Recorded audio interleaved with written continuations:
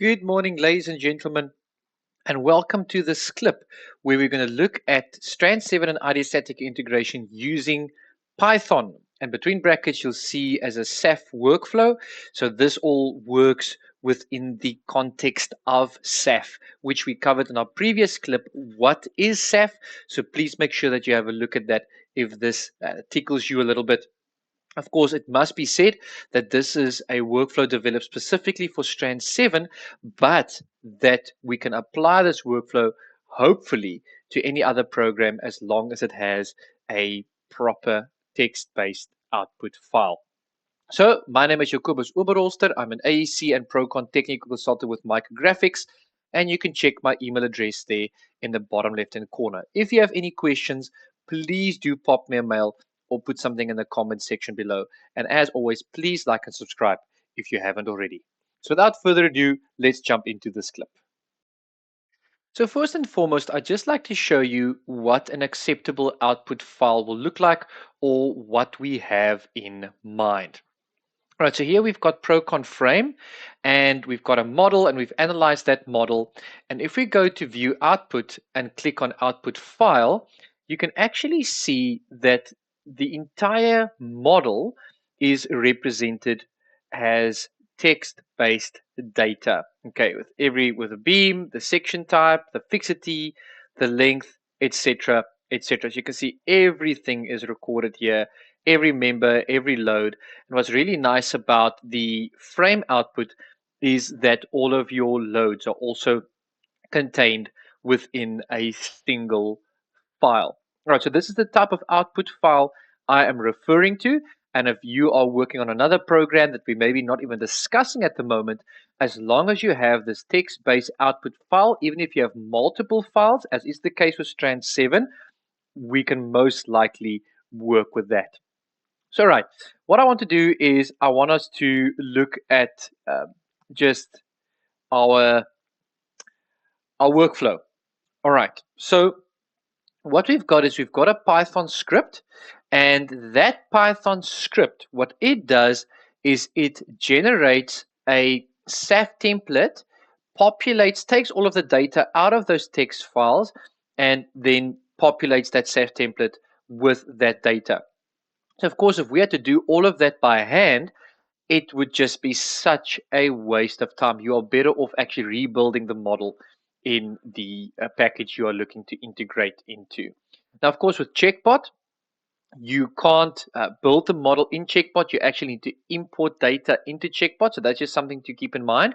But what we are facilitating is the integration between Strand 7 and Checkbot, because there is a BIM link or a formal integration workflow for Strand 7 to Checkbot, but it is quite outdated in that it only supports an older version of IDEA StatiCa, like IDEA StatiCa 24 point something point something. So, of course, if you're wanting to work with the latest features in IDEA StatiCa, then you don't have that option with that existing BIM link. So that's where this Python script comes into play. So how does the script work? And just to say that the script has been developed completely internally at Micrographics. So just so that you know.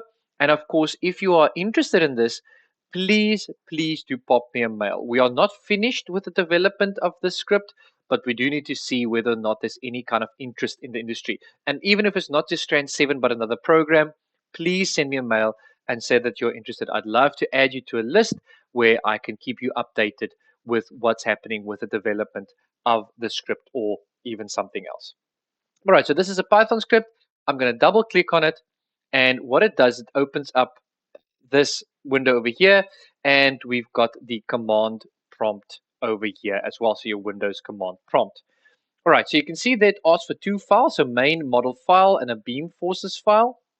Of course, in the case of a frame, you just have the one, but Strand 7 seems to generate the model text file separately from the forces file and so forth. I think you can sort of expect the same from something like ProConsumo as well. I'm going to click on Browse, and there is the text file, the model text file. I'm going to click Open, I'm going to browse, and there's the model forces file. So both of these text files have been, these output files were created from Strand 7. So I'm going to click execute. All right, so the conversion was complete. A file has been created. Now, just quickly, what it's doing here is it is trying to check for equilibrium. Of course, in the context of connection design, we know that we have equilibrium at every single nodal point. So there's an inbuilt check. You can see they're running equilibrium check, and it highlights every single node where there isn't equilibrium. And it warns you there 23 nodes appear unbalanced. Okay, so that is a bit of a longer story, but my suspicion is that this more has to do with the type of analysis that was run in Strand 7 versus the actual converter itself. But that is still something we need to test to ensure that the forces at every single node, barring base plate nodes, are in equilibrium. All right, so that's a nice little check. So the idea is as well, if you run something, you know that these nodes should be balanced, that the program is going to highlight for you if there are nodes that are unbalanced. Of course, you'd expect in the context of checkbot, wherever you had a support in your analysis model, that there would be unbalanced forces because the support is not represented as a member. But all right, so we've done that, and you can see there is that model underscore SAF file. All right, so I'm going to open that one up. Don't worry too much about that. We haven't modified how it records the project and model data. You can see it does pick up Strand 7, which is nice. But what's of interest is the material table, structural cross section.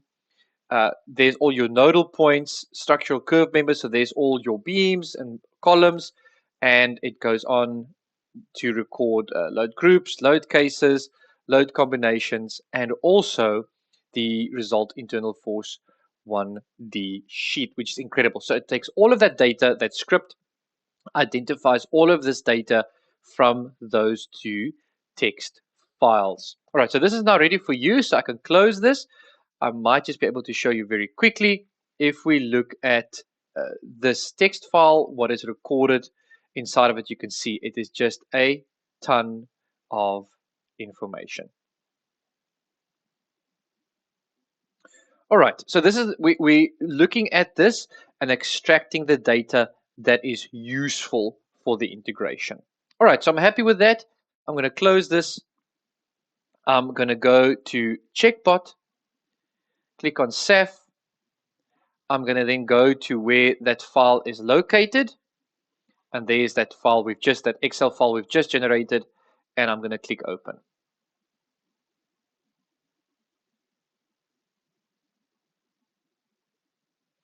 And there you go. It's built that model for us, which is absolutely epic. Look at that. We have our connection groups based on the geometry. And then we also have loads. So I'm going to change the view. I'm going to say ULS1 and then draw. You can see here, as I select these members, we see more forces. So these are all going to be, I don't want to say linear, that linear is not correct, but the reality is that when we pull in the data, we have the start of the beam and the end of the beam. So we're not going to get those nice parabolic curves, but that's not the most important thing. What is important is that you have these end and start values.